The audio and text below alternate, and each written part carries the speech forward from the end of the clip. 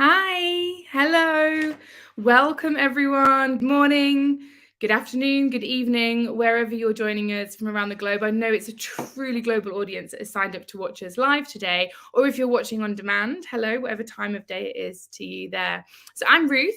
Some of you may recognize me. I'm one of the directors at Inspiring Workplaces. I'm the director of our academy, and I also host quite a lot of these webinars and podcasts and things. So I'm super excited for today's topic. So you're here to learn about recruiting and retaining neurodivergent talent.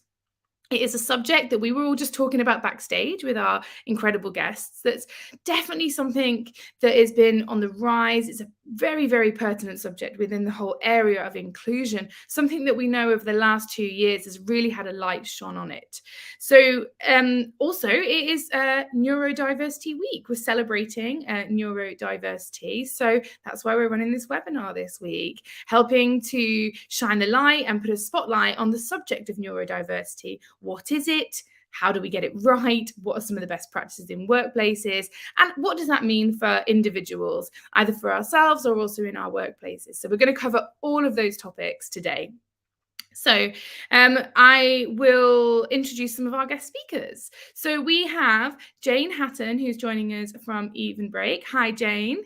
We also have James Dagnan, who is joining us from Text Help. And we also have Caroline Eglinton, who is joining us from East West Rail Company. So hi, everyone. Hi. Good morning, good afternoon. I know we're all in different parts of the world. So how are you all? Good, thank you. Glad to be here.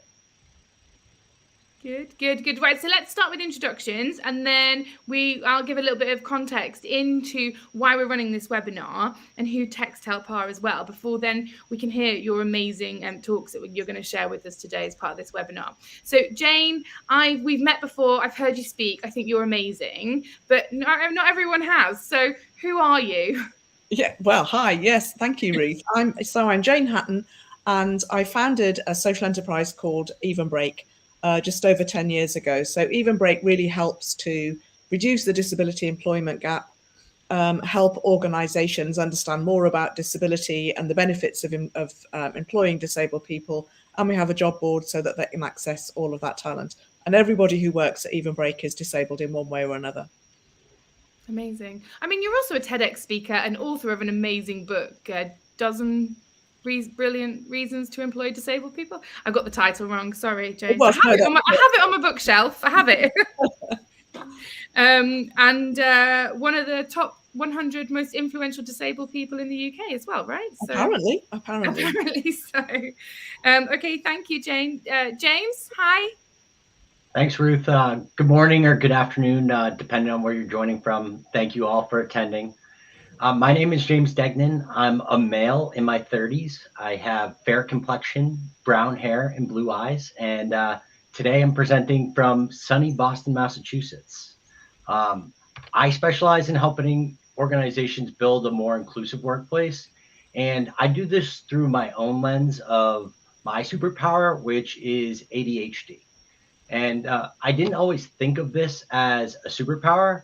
And for some time now, I've wondered why I've always approached things a bit differently than my peers. So today I'm going to share with you some of the strategies that I use every day to unlock my superpower and really thrive in the workplace. So thank you. Thank you, James. What an intro as well. Thank you so much. And Caroline? Hi everyone, I'm Caroline Eglinton. I'm Head of Inclusion at East West Railway Company.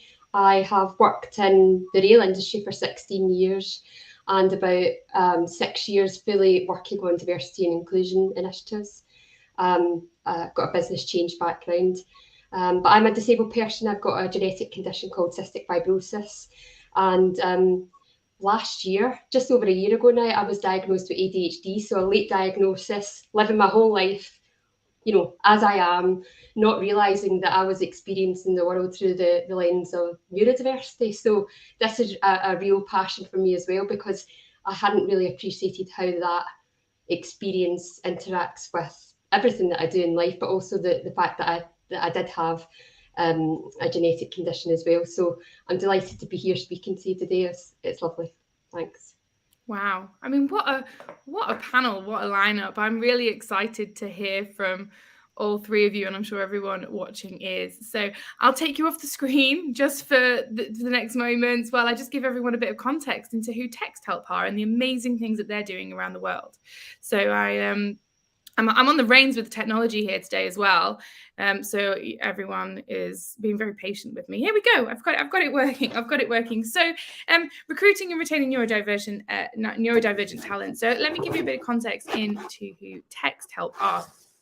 So Text Help in a nutshell, they help people who cannot read very well. 8% of the population have dyslexia, and 12% of people are in special education. I mean, those statistics and those numbers were quite shocking and statistically quite much higher than I even realized. Which just again shows the opportunity that we have within the workplace to support our peers and our colleagues. Interestingly, though, when we talk about dyslexia, we talk about special education. When people leave their special education and enter into the workplace, their dyslexia does not go away. And often people wouldn't necessarily put their hands up in the workplace and say, I'm dyslexic, or I need some additional support or some additional needs. And that can be very career limiting. They might be overlooked for promotions. They might be overlooked in other areas because of this disability that they don't realize, or they aren't able to be open with in the workplace. People who cannot read might be excluded. They might find it hard to understand things as well, and also might find it hard for them to be understood. It's a societal problem. It is a global problem that Text Help are on a mission to help fix. So everyone has the right to be understood, and everyone has the right to understand as well. And Text Help are super passionate about doing this. This is their purpose. This is what drives them every single day. It's also what made me really excited when we started talking to Text Help. Having such a strong mission to change the world and to change other people's lives on such a global level is incredible. And they've got some big goals as well. So by 2030, Text Help will have the advanced literacy and understanding to help 1 billion people. They're on their way there. They already have 50 million regular users using their products, but they're very ambitious and they do want to do even better than this. So there you go. You're hearing already about people that are using them and their goals. But why does Text Help even exist? So for those of you that haven't heard of the business, like me, I hadn't heard of the business until about a year ago now. Here's a bit of background, and I'm going to try and do Text Help justice by getting this right. So Text Help CEO Martin McKay was 12, and his dad had a stroke. And his dad then lost the ability to read, to write, and also to communicate. And it had a really profound impact on Martin as a 12-year-old boy. And as soon as he became old enough, he then started making assistive technology himself to help other people. He started Text Help in 1996, and inclusion has always been such at the heart of everything they do in their business. They started by making software for children who found it hard to read and write, kids with dyslexia, or people that had English as their second language. Today, all these years later, from 1996, I haven't quite done the maths on that, the Text Help Group are employing over 350 people, and they have offices all over the world, and over 50 million people are using their products regularly, as we talked about already. In fact, 15% of all students in the USA are using their software. But as we already talked about, when these students leave school and they enter the workplace, they also need the tools to help them with reading and communicating. Just like many of us need glasses to work and thrive. In fact, I actually need to wear my contact lenses or my glasses every single day. My vision is so poor, I couldn't even make it to the bathroom without having some sort of assistive technology glasses or contact lenses in my eyes. Millions of people are not able to truly thrive in the workplace without the help and the technology that Text Help provide.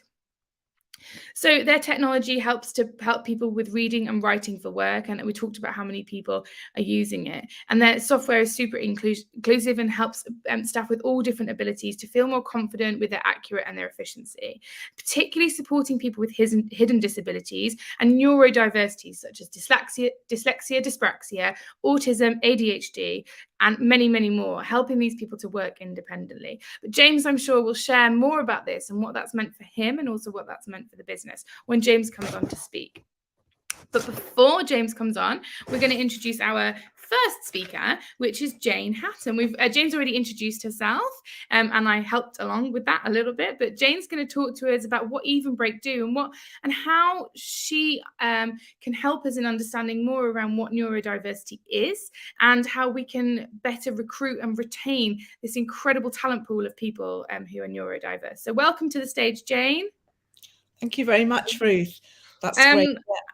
Yeah, I'm gonna leave you. I'm gonna leave you on the stage all That's alone. great. I know that you've got a couple of slides to help people, and I'll bring them up for you now as well.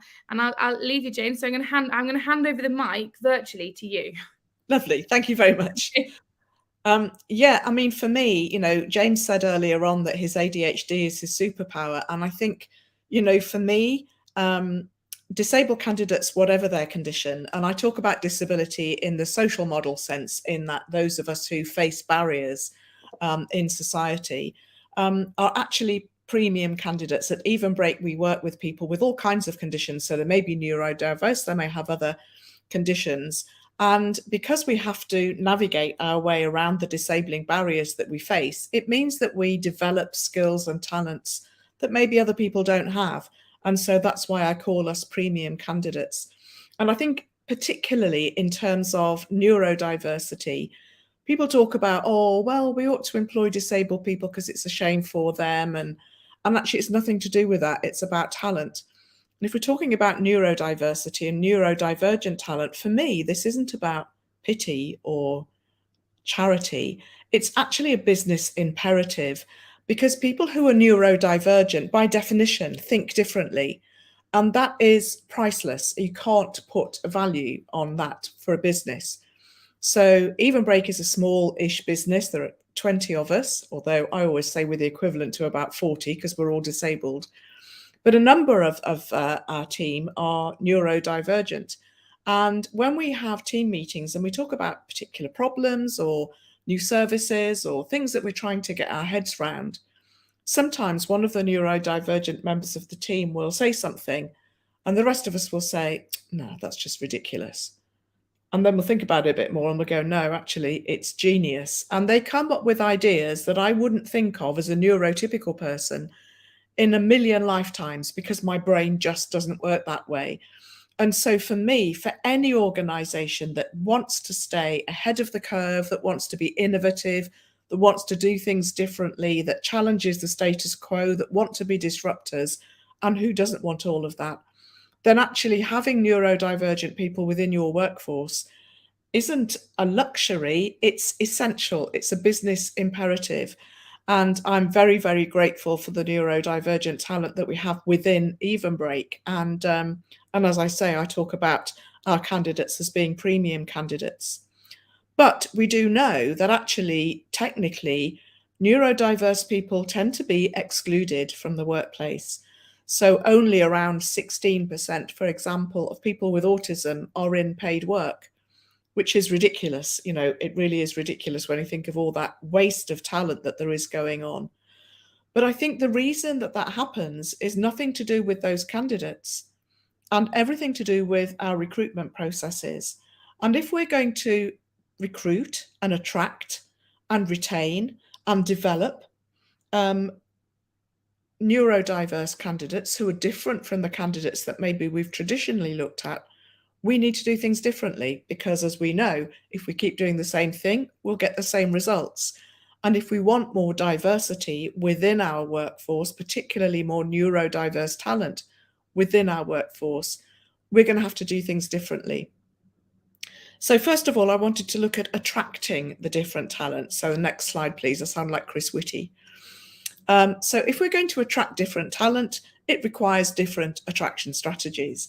So if you think of it from the perspective of any candidate, whoever they are, one of the first questions they're going to ask themselves before applying for a job is, will I thrive there?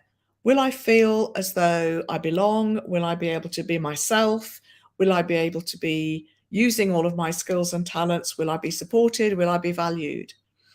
And often people who have been traditionally rejected, and that includes neurodivergent people, will be very, very wary about where they're going to apply to because they're used to that rejection.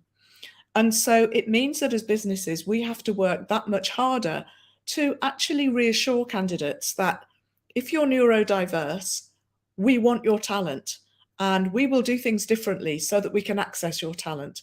And maybe examples of neurodiverse people working within the organization and thriving will help, case studies, success stories, or just talking about the different kinds of things that you offer as a workplace, whether that's flexible working, whether it's remote working, whatever it might be, making sure that the candidate feels this is a safe place for me, A, to apply to, and B, to be open about what my access needs might be. It's not going to disadvantage me. For all disabled people, there's that dilemma when you're applying for a job. Shall I mention it or shall I not mention it? And if I do mention it, will that disadvantage me? But if I don't mention it and I don't get the access needs met, that's going to disadvantage me too. All of these dilemma and conversations that non-disabled people just don't have to think about. So the attraction needs to be very, very positive, whether that's the way you word your adverts, whether it's your website being very accessible and using different imagery and stories, whether it's about where you advertise. And I'm biased, I'm going to say use a specialist job board like Evenbreak, but there are others out there. But you need to make that bit more effort just to say to candidates, we're interested in your talent. And if we think that you can do what we need you to do, then please apply. So that's the attraction bit. But the next bit is about assessing different talent. So again, if we want to assess different talent, we need to use different assessment methods. And traditionally, as recruiters, we've used CVs and interviews. It's what we've always used. It's why we've got non-diverse workforces. CVs really talk about previous privilege. So if you're someone who's been discriminated against because of being neurodiverse, your CV isn't going to look as impressive as somebody who hasn't been discriminated against. So your CV is only going to show the work experience that you've been able to have. And it may not be as attractive as other candidates because you may not have been given that opportunity. So CVs don't really work because they look at past privilege, not future potential. And then we go on to interviews, and those don't really work either. I mean, it's well documented that CVs and interviews are very poor predictors of future performance with any candidate, regardless of neurodiversity. But if you are neurodiverse, you are less likely to do well at interviews. So, for example, someone with autism may not have that social confidence, that extroversion, that articulation that means that you can smile and maintain eye contact and feel relaxed and be very confident at interviews. It might be that you're nervous. It might be that you fidget. It might be that you look at the floor. And we know that interviewers will warm to the extrovert, confident, articulate candidates, even if they're not the best ones to do the job. So interviews don't really work for neurodiverse candidates, or in fact, any candidate. They just test the ability of the candidate to blag at interview, not their ability to do the job. So if, for example, you are recruiting for coders or whatever it is that you're recruiting for, ask the candidate to demonstrate their skill to you. Give them some coding to do or give them a work-based task and they'll show you what they can do, which is much better for you as an organization, because then you get the best person for the job, not the best person at talking about the fact that they might be the best person for the job. So we need to do things differently in order to raise our game generally and make sure that we get the best talent, but certainly in terms of not excluding all of that amazing neurodiverse talent that isn't, at the table at the moment. And then, of course, it's about retaining that talent. So if we've got all of the recruitment process right, we need to retain that talent. And that's really about the workplace culture. So having answered the question, will I thrive there? The new recruit is now asking, will I thrive here? You've given me the job. Am I going to thrive here? So what does that mean? What does your culture need to be? Well, it needs to be led by inclusive leadership. So leaders talking about inclusion, talking about difference and the value of difference, sharing their own differences if they have hidden differences, which they may well do, or their families may well do, and making sure that the topic of difference, different ways of thinking, disability, becomes a topic of conversation like any other, like talking about what was on the television last night or what the weather's doing this afternoon. It needs to be something that's an everyday subject. It's not the elephant in the room. And then people can feel free to be themselves. They don't have to mask. They don't have to pretend to think and behave like everybody else, because we recognize that the fact that everybody thinks differently and behaves differently is actually an asset to the organization. So instead of having a culture where everybody has to conform to one way of working, one way of behaving, have a workplace culture where you want to get the best from everybody. And some people love working in teams in a noisy environment, and they thrive from that magic you get when you get a whole team together. For other people, that's a nightmare, and they'd much rather work on their own without that sensory distraction, perhaps not in an open plan office where there are people moving around and chatting and overhead flickering lights and noisy heaters or whatever it might be. So for me, an inclusive culture is about enabling everyone to work at their best in whatever that means for them. For some people, it might mean working from home. For others, it means, no, I'd like to be in the office, but I'd like to work on my own, not in a team. For others, it might be, I'd like to be in a team. And it's about having the confidence to have that conversation with every employee, whether they're neurodiverse or not, and say, what do we need to do for you to really thrive here? What are the conditions under which you'll be the happiest and you'll thrive and you'll feel valued and you'll want to contribute, you'll be able to be productive? And then just put those things in place. And they're usually very simple things. So I think really what I'm saying is, if as an organization you want to take the benefit of neurodiverse talent that's out there, and why wouldn't you? Because they will add so much to your organization, you will need to do things differently. But it will be worth it. It will actually make all of your recruitment processes and your employment practices better than they ever were, for everybody, not just for the neurodiverse candidates. One of the many things I've learned from our neurodiverse staff is things like the way we communicate, making sure that we're very clear and we're not ambiguous, and we don't make assumptions about what people understand or how they work or what they want, and that everybody wants information in different ways. Even two people with exactly the same diagnosis, two people with ADHD or two people with autism, one might say, well, I prefer my information written down so I can refer to it and I can go back to it and it's in a logical order, and that's fine. Another person might process information by talking it through. Somebody else might want to see it demonstrated before they're able to do it themselves. And all of those are absolutely fine. All we need to do as an organisation is say to every single member of staff, what do we need to do for you that's going to help you work the best here? That's going to work for everybody and make your whole organisation more productive, more loyal, more motivated, and better all round. And it might be driven by neurodiversity, good practice. But what you'll find is it doesn't just help you attract and retain better neurodiverse talent, but it actually makes your organisation better in all sorts of ways. So that's mine. I'm very, very happy to answer any questions. And back to you, Ruth. Jane, thank you. Thank you so much for sharing some absolute nuggets of wisdom that I feel like I need to have written up all over my walls. Like, there's some incredible quotes. I forgot to mention at the beginning, and I'm sorry that I forgot this. If anyone does have any questions or comments, do pop them in. There's a comments box just below. So do pop them. It depends on which platform. Some of you might be watching in YouTube, some of you watching live on our website. But however you're watching or wherever you're watching, if you can see a comments or a questions field below this video or to the side of the video maybe, then do put in any quotes or comments or questions for any of our speakers throughout.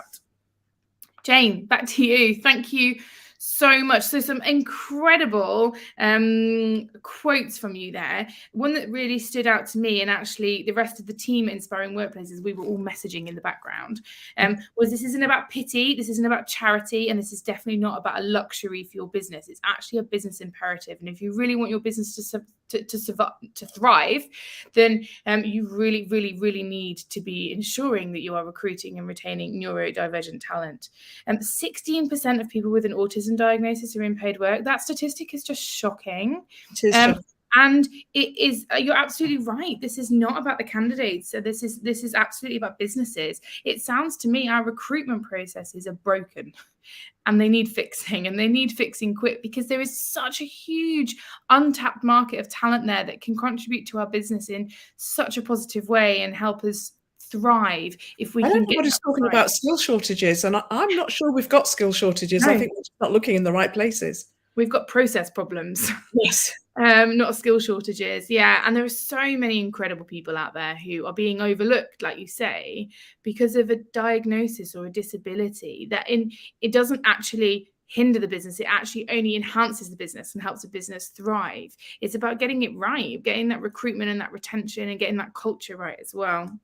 And if you want to stay ahead of the curve, you do need neurodivergent talent. And it's become really a really big subject, particularly during COVID, about all of a sudden people were able to open up a bit more about maybe their disabilities or how they like to work or how it would help them best. You know, it really feel like it accelerated in many ways, but I'm sure that there are still so many people that are being overlooked because we're just, like you say, just always doing what we've always done and always getting what we've always got and not changing the way we do things. So that was really, really helpful for me. CVs, wow. CVs are just about your past privilege and your past opportunities, really about maybe who you knew, and really not about, and like you say, just about the privilege, not about what you can do. So I think that's really interesting. Ditch the CV is a message from Jane, and interviews as well. I thought that was really interesting. You were just blagging about what you can do. Sorry for anyone that's going for an interview. You're not blagging what you can do, but you are blagging what you can do, rather than actually showing and demonstrating what you're capable and what you're able to do. I found that a hugely helpful nugget. Again, another one for the poster on my walls. But demonstrating rather than talking was definitely something I got from that. And trying to do things differently as a business to raise your game as a business. And the last piece for me that really stood out there was having a culture of being best for everyone individually. So two people with the same diagnosis may look at the world and look at the workplace and do things very differently. So don't put people in buckets, treat everyone as individuals. So I just kind of summarized and paraphrased everything you said there, because I was writing it all down so frantically and found it super, super helpful. So Jane and everyone at the team at Even Break, I know you're doing a phenomenal job in raising the talent game of people with disabilities all around the world. So if anyone wants to get in touch with Jane and find out how they can help you raise your game and thrive as a business, then do, and we'll share the details when we post this on the website. But Jane, thank you so much. I can't see any live comments or questions coming in, but there may be some, so you'll still be around at the end, won't you? I'm hanging around, yes. Okay. Thank you so much, Jane. So on to our next speaker, James Degnan. James works at Text Help, and he's going to be talking to us not only about Text Help, but also about his own personal experiences and what that means for the business and what that means for someone in the workplace. So James, welcome to the stage. Thank you, Ruth. How are you? I am doing really well today. I'm excited to be here and, share some of the thoughts and learnings that I've gotten throughout this journey. Great. So I'm going to bring up your slides that you'll be controlling, and I'm going to virtually hand over the mic to you as well. There are some comments and questions coming in now, but I will share them towards the end just to not distract you. Okay. Excellent. Okay. Thank you. And, I really wanted to thank Jane for such an insightful presentation. A lot of words that, I picked up on there was premium talent, essential for business, and, really determining what works best for each individual in the workplace. And that's something that I am absolutely going to touch on here today.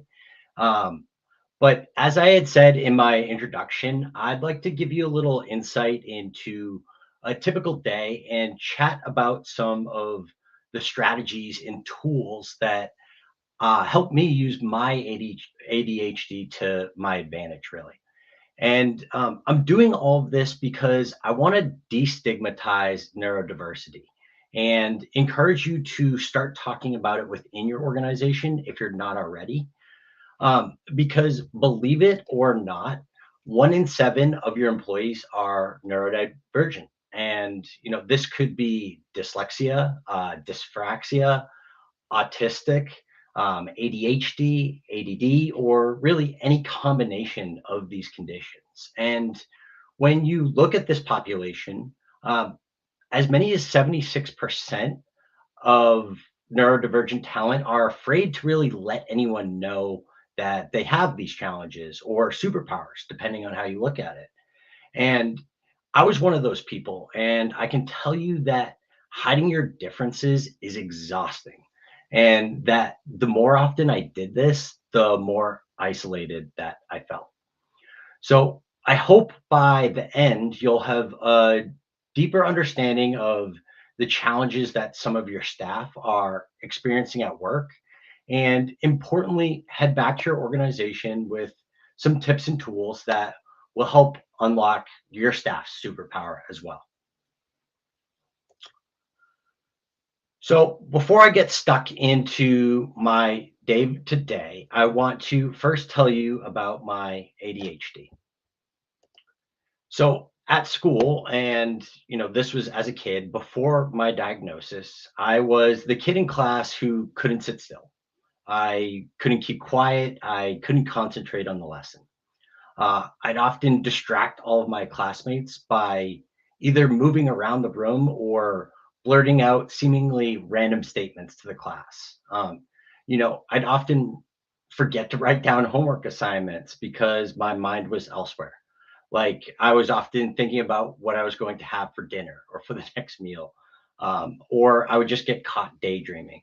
But at the time, I just thought I was a regular kid. When I got to college and more advanced schooling, that's when I started to realize that I approach things differently, quite differently, really, than my peers. And I felt really embarrassed by this. I thought something was wrong with me. So I worked really hard to try and fit in and not draw attention to myself. And I didn't really manage to do this very well. Looking back, I think going to college was pretty overwhelming for me. And there wasn't the same structure as the school life I'd been accustomed to. So I basically had to be more responsible, and there were so many new distractions. I was meeting new friends, exploring a new city, and just joining all sorts of new social groups. And, I just really wasn't good at staying organized, sticking to a plan, and really managing my time effectively. Um, it was around this time that my professors noticed that I was falling behind and recommended that I get an assessment. So next was the diagnosis. And, I'll be honest, when it came to getting the diagnosis, I felt relieved. I mean, I finally had an explanation. This is why I approach things differently. I have ADHD, and it finally made sense to me. I was recommended tips and tools to help me stay focused and excited. And I was really excited to introduce these to my daily routine. I started by writing lists. I had lists for everything, what I needed to bring to school, what I had to do or accomplish the next day, where these meetings were, and what time I needed to be there. It was really exhausting because it was extremely time consuming, but at the same time, it felt good because I was finally taking control.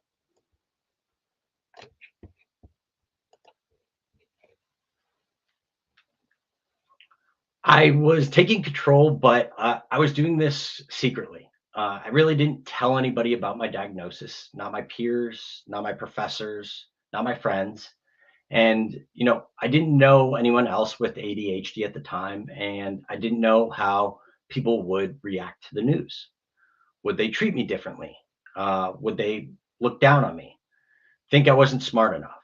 You know, so I said nothing and just really tried to accept that it would take me longer to do some things compared to everyone else.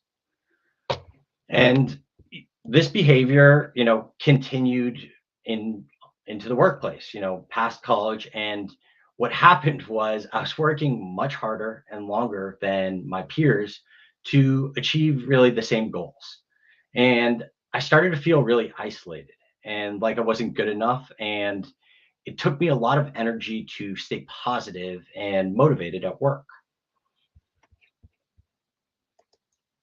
This is when I was actually first introduced to text help, and this was in a previous role. And I was introduced to their inclusive software, Read and Write for Work.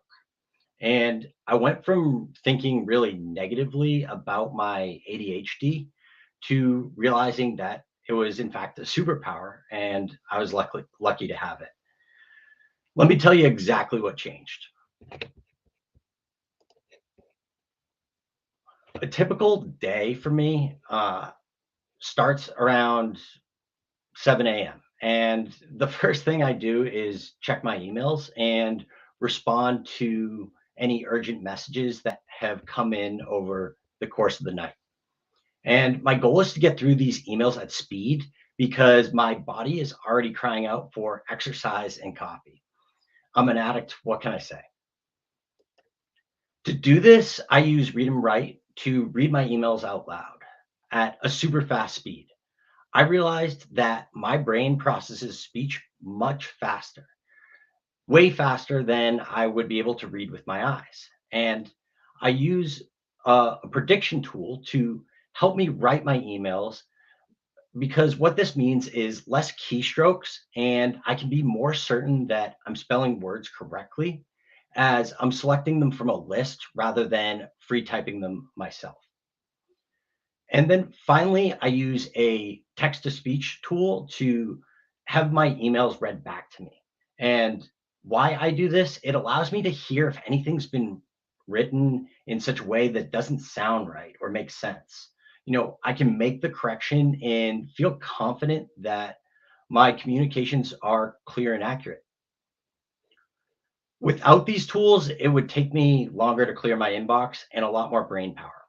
You know, I remember having to read emails multiple times before the information would sink in. And because of my ADHD, the smallest of things could break my concentration. So, for example, I'd be halfway through reading an email and my eyes would flip to their job title or the brand statement below their signature. And I would totally forget what the email was about. And I'd have to start reading it again. Well, it wasn't that the challenge stopped there because now I have to write a reply, right? And because my brain processes things super fast, often my mind is 10 steps ahead of my fingers. So this is, the result is me staring blankly at the screen thinking, what am I really trying to say here? I reread the email to jog my memory and begin again. But this process is really frustrating for me because my writing was so slow compared to my mind. And because of this, often my writing is littered with spelling mistakes or forgotten words. And I didn't really see them because my mind was already on to the next task. Read and Write takes all of those barriers away from me and allows me to really focus on what I'm doing instead of the mistakes that I've made. Fast forward, I've now had breakfast and plenty of exercise and coffee, and I'm ready to really start working my day. So now I've realized, that as I get older, I'm really superstitious about setting routines for success. And for example, I'll start by clearing my inbox, as I just discussed. Next thing I'll do is write down my top 3 things that I want to achieve for the day. So to help me do this, I look at my annual and monthly goals that I've agreed upon with my manager, and I check out my achievements to date. I can really identify where the gaps are, see the priorities, and this helps me stay focused on what's important and, really achieving my goal setting. So this information is stored in our data studio, and it's really easy information to find, but it's after a while, it's like looking at rows and rows of data in, say, like an Excel spreadsheet. And I find that data like this, when I look at it for more than a few minutes at a time, the numbers start to dance. And it really makes it hard for me to read or concentrate for what's going on the page. So another tool that Read and Write for Work has that's so simple yet super effective to use is called Screen Mask. And what Screen Mask does is, you might have guessed from the name, it adds a mask or a filter to the screen. And amazingly, that stops the numbers from dancing. And it works in the same way that like a colored lens or colored sheets that some folks used to carry around. Um, you choose any color or opacity and it's displayed on screen. It's super, super effective for me. And it's easily a good way to take away visual stress when I'm staring at a screen for ages and I'm trying to make sense of what I'm looking at. Couple more things that I want to chat about. So I've now set my top 3 goals and I now need a way to record them. So I don't want to forget what they are. So instead of writing them down or typing them out, I dictate them into a document using dictation from Read and Write for Work because it's way faster, it's more accurate than when I type them, and I can keep this document open all day in my browser that it's a constant reminder of what I'm working on throughout the day. The dictation tool is awesome. Unlike other dictation tools, I've found that it takes little to no voice training and it's so accurate. It lends itself to the way that I work, and that is fast. Couple more things is highlights, and I apologize. I'm noticing as I go through my slides here, there's supposed to be animations on screen, and they're not actually taking place. I think that's a limitation of my presentation or the platform, so I do apologize, but you should be seeing animations on screen. The inbox is cleared. My daily goals are set. I'm ready to really get stuck in the day. And a large part of that is spent on research. So when I'm researching my clients, I find that the more I learn about them, the better I can serve them, right? And when you get into research and you have ADHD, it can be a blessing and a curse. Google specifically can be a blessing and a curse. And I often fall down so many rabbit holes when doing research that I can really get sidetracked. And one minute I'm on a client's website, and next minute I'm down a digital advert and I'm reading something totally unrelated to the task at hand. I can waste a lot of time doing this. Well, one way I try and maximize my time is using a feature that we call Highlighter. And Highlighter allows me to grab any word, phrase, or block of text on the screen that I find interesting. And once I highlight that text, it automatically drops it into a document along with the source for referencing and a bibliography. And it's amazing. I really wish I had this tool in school. There's so much now that I don't have to think about when doing research that keeps me focused on the task at hand. Another thing that I leverage is PDF Reader, and this tool allows me to take text that would otherwise be inaccessible, like the text in a PDF, and where I would have to copy and paste that into a different document to have it read to me. Now I can just have it read directly from the PDF, so it saves a lot of time. I don't work alone. I'm part of a wider team, and we're all based in different locations. And, we're super collaborative and supportive of one another. But when I find something interesting in my research that will be useful to my colleagues, I share it. So to do this, I take my document now with highlighted data that's been formatted in a professional way, doesn't need any editing, and I add context to it. Why I found it useful or interesting. And I quickly use a feature called Check It to make sure that the spelling and grammar is accurate. The last thing that I like to use is called voice notes. And why I use this is It's a tool where I can quickly record a voice note, put it into a document where my colleagues can hear my tone, which is really helpful in getting messaging across, sometimes better than typed words. And I can leave these notes faster, and I just don't get distracted by sentence structure or construction like that. So what I love about these tools is that they're really available to everyone on my team to use, and they do use them. Even if they don't have a diagnosis or a neurodivergent condition, and it makes me feel more included.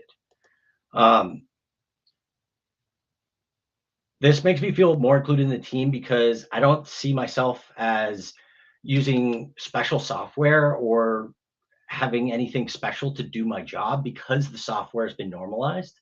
And there's benefits to these tools for everyone.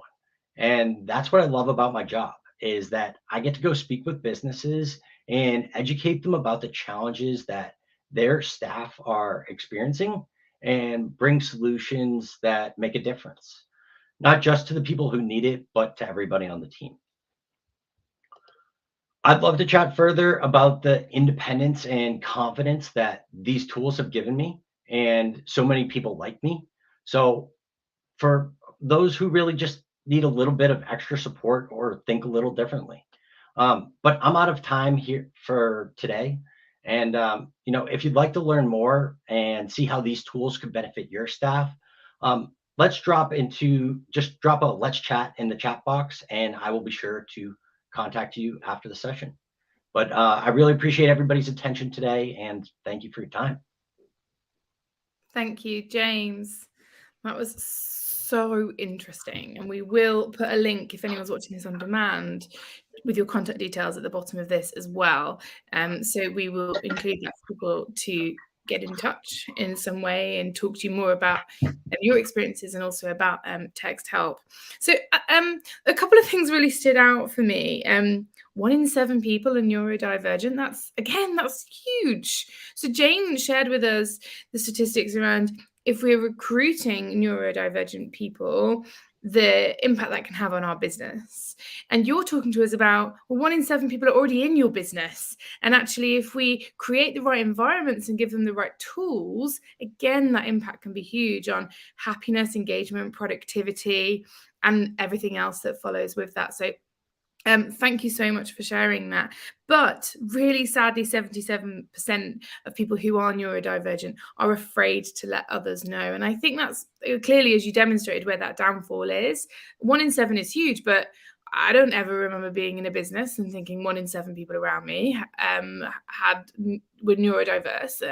So it's a really, really sad thing. And I guess that's where we need to talk more about it. So you sharing your story was huge insight for me into the inner workings of your brain. And it was really, really helpful. I got to understand how your brain operates. And as Jane said earlier, no 2 people with the same diagnosis will think the same and approach things in the same way. But I got to understand how your brain operates, and therefore I got to understand so much about how you can contribute to my team that I would never have even thought of, and the talent that you have that I don't have, and how more of a blended team and how much more innovation we would have when we start to embrace those differences and start to be more open about them.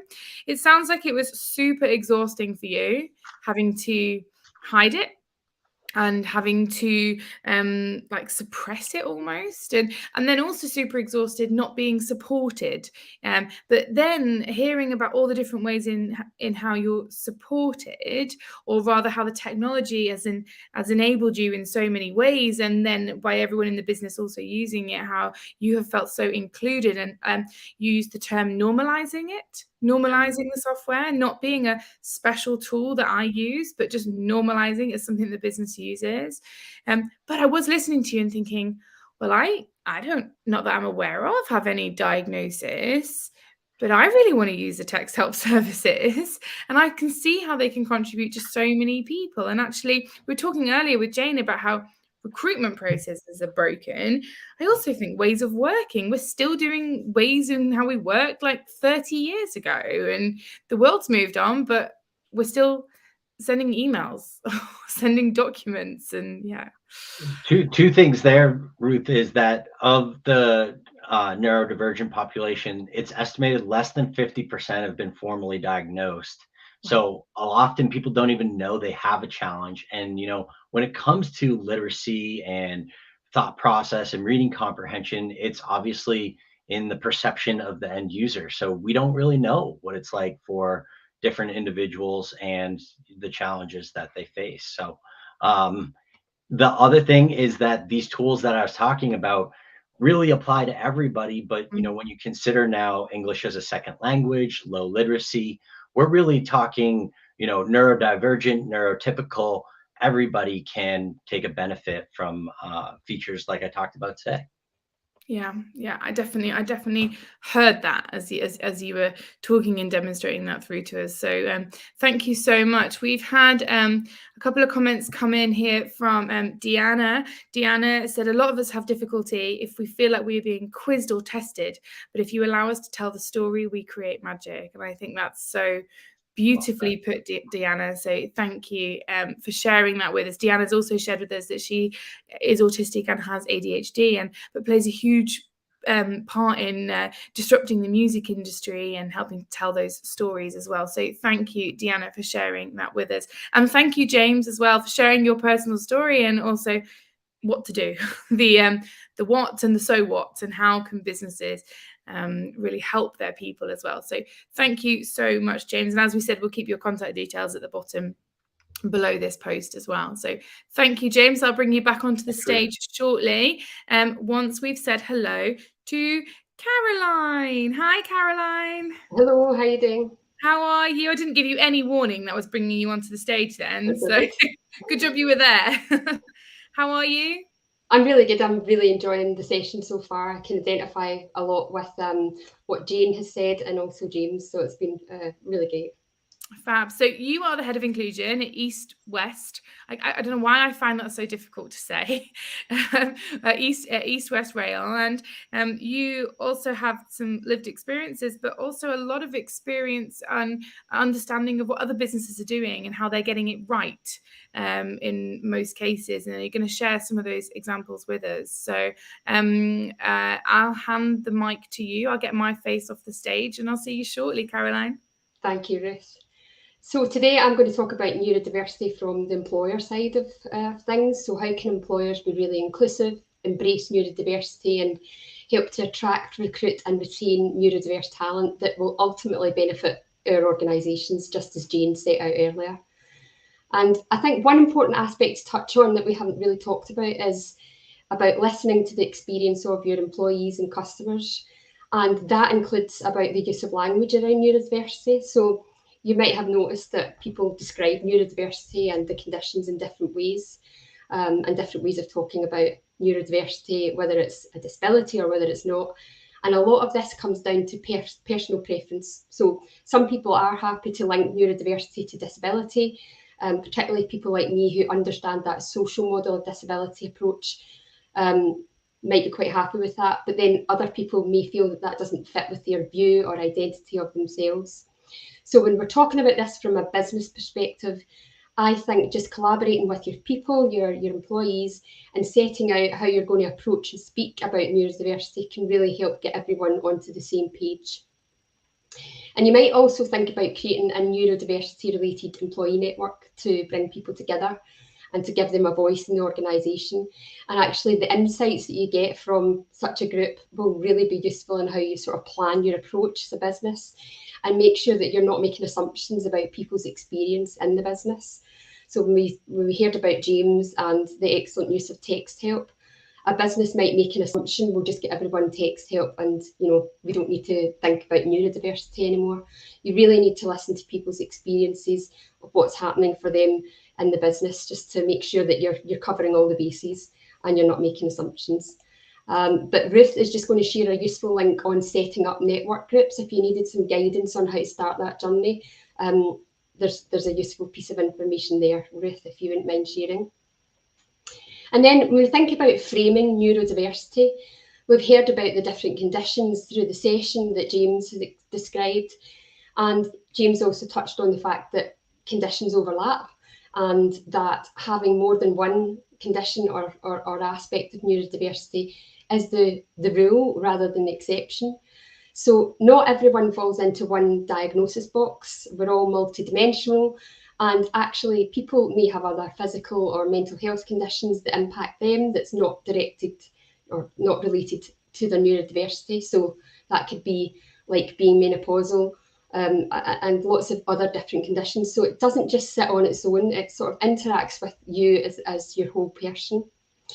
And it's actually been shown that it can be counterproductive to just focus on conditions when talking about neurodiversity, because as Jane said, and James as well, that two individuals with the same conditions will they're going to be thinking in different ways, experiencing the world in different ways. And we actually are all like that, whether we have a condition or not. So I think when we focus on the conditions, we also rely on people knowing that they've got the condition in the first place. And perhaps then we start focusing on the, do you have a diagnosis question, which isn't helpful. So instead, I think it's more helpful to talk about the processes in the business or the common barriers that affect neurodiverse people, rather than trying to sort of box people into single conditions, because that's not the way we experience the world. But actually, you can't decide on specific adjustments just based on one condition. So there are lots of barriers or common processing elements that sit around the conditions. So this might be social interaction, time management, movement and coordination, communication, reading and processing time, sensory processing and experience. And when you actually think about it through those lenses, rather than thinking, does somebody have a particular condition? When you really think about where are the barriers for that person in the business, through the processes and policies and procedures you have in your business, you can actually work together with the employee to think about what adjustments do we need, how can we change the environment to remove barriers, and how can we put in really individualised adjustments for people. So it means thinking less about the particular condition and just about what you can change. And that makes it a much more inclusive process, because you're capturing everyone that's having these experiences and not just focusing on conditions or diagnosis. Another thing that's really useful is having an adjustments passport or an adjustments passport process. This can be really useful because it's owned by the employee usually, and they have autonomy and control over what it contains, how it's been set out, and then agreeing the adjustments together and reviewing it regularly means that you can keep asking and finding out if the experience changes, whether there's other things that happen that would be useful to look at. So I think an adjustments passport process is really useful if you don't already have one. And I found the Business Disability Forum Neurodiversity Toolkit really helpful. So Ruth's sharing a link with you now. There is a cost to become a member of BDF, but the resources that they have are vast on lots of different subjects on disability. But the Neurodiversity Toolkit is a really valuable tool, and it might help you to shape your training and your knowledge on the subject of neurodiversity. So how would you get support for somebody or make adjustments if somebody in your business is looking for help?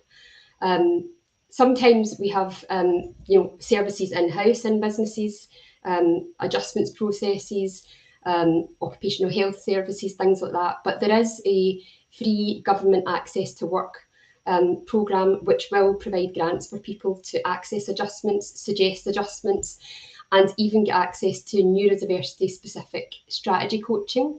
And that's really useful. It's something that I have used myself.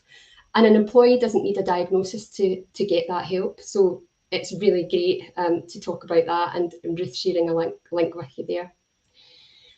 Neurodiversity training for your business. Training for colleagues on the subject can be really helpful, because it is difficult to sort of conceptualise or to imagine how neurodiverse people experience the world, I suppose. And the training to talk about this and make it an ordinary subject to talk about really does help understand the common experiences. And it's actually partly how I ended up identifying myself that I was neurodiverse, and then sort of seeking a formal diagnosis. So, you know, it's part of your awareness raising, but also it helps people to understand, just the commonality of it. So think about the size of your organisation. Do you want to get specific people training, or do you want awareness training across the board? Think about access to work. We can also provide some funding there if you've got a neurodiverse person in your organisation and you want to do it that way. We picked up on, what if someone doesn't tell you that they're neurodiverse? What can you do as an employer? How can you support? We know that there's lots of reasons for it, but ultimately employers have an obligation to make adjustments for anybody who's having problems at work, whether they've explicitly told them about a particular condition or not. And ACAS is really good information on how you can make adjustments for people without making it about disability, making it about them disclosing or declaring, which is the sort of it's the language that's not so useful. It's just about what adjustments can we make for you and what do we need to consider. So perhaps your organisation wants to understand how to help people who are neurodiverse in the recruitment process or the new starter process. Jane's organisation, Even Break, are brilliant. I've worked with them before when I worked at Network Rail. Business Disability Forum also has an excellent guide. And there's a really straightforward article from People Management, which is why employers should be hiring with neurodiversity in mind. And Ruth is sharing a link for that. I think it's a good starting point to just think about, where do you identify the barriers in your recruitment and onboarding process.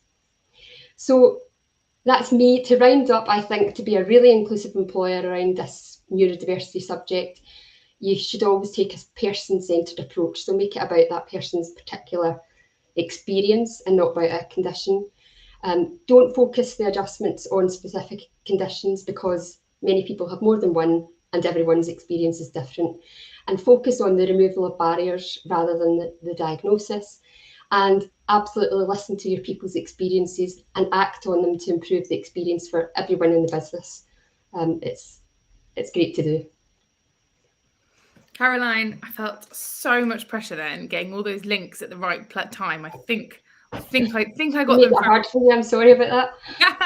But thank you for sharing them. Again, we will include these links for anyone when we post this up onto our website, so they will all be as part of the content here. So thank you for sharing them with everyone, Caroline.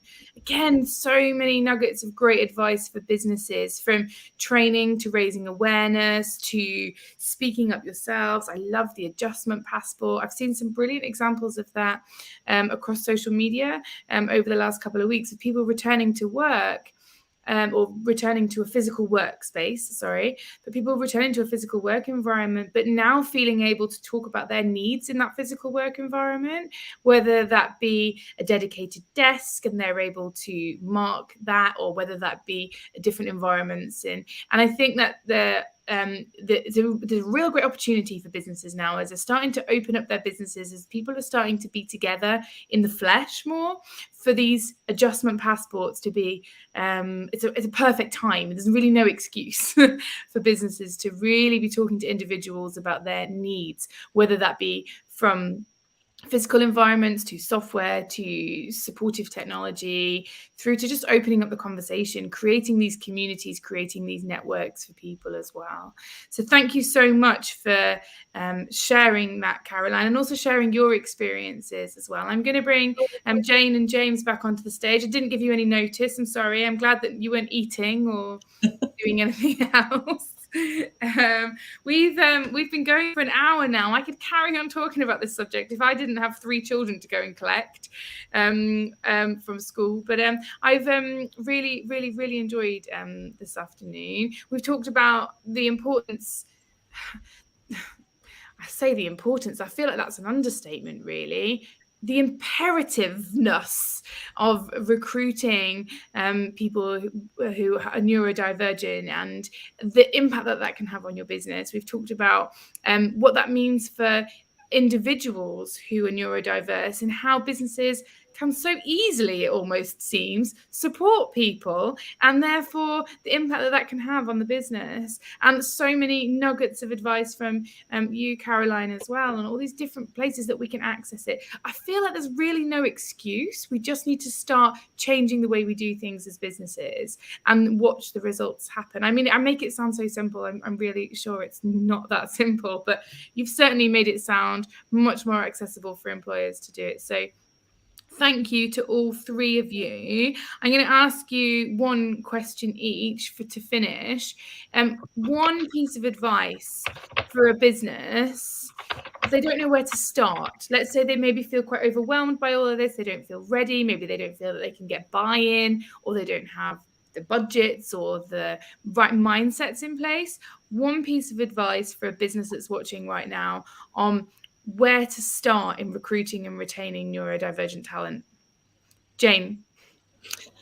Yeah, I think for me, it's talk to people who are already working for you. If you make it very public that this is an hour commitment, it's something that we recognize as a business is important to us, and we want to make sure that our organization is inclusive to everybody. Please tell us what we're doing wrong, what you'd prefer us to do. Get feedback from people within the organization. A lot of larger organizations will have employee resource groups, so that disabled resource groups. Ask them, say, what is it that we're doing well that we should be doing more of, but what is it that maybe we could be doing differently that will make it a better workplace for everybody? Thank you, Jane. James? I would say collect information or ask for information from employees or potential employees early on in the process, so you make sure that you're not limiting or barring anybody from applying based off information disclosure. Thank you, James. Caroline? I think it's just about, as an organisation, just being really open-minded to how flexible you might want to be to help everyone to thrive, whether it's about neurodiversity or anything else. That's just about moving away from that, this is the way we do things around here type thing. Let's just be far more flexible in how we approach everything. Yeah. And it's pretty easy to do if you want to, so it's about the will. Absolutely. It is about the will, not about the how, because you three have just demonstrated the how so beautifully and eloquently to everyone. And I'm going to finish on Jane's quote from the very beginning there. This is not about a pity. This is not about a charity. And this is certainly not about a luxury for your business. It is an absolute imperative. And now is the right time. I mean, yesterday was the right time to get started, so now is the right time. So a massive thank you from me, all the team at Inspiring Workplaces, and all of the community of Inspirers and everyone that is watching today. We've had some thank yous coming in from the audience here who've really enjoyed the insights from you all. And again, if there's any more questions, comments, you can continue them through the community, through this blog post with the comments section at the bottom here, and get in touch with any of our speakers. We'll provide their contact details. But from me and from all of the team here, from Jane, James and Caroline, it's a thank you and it's a goodbye.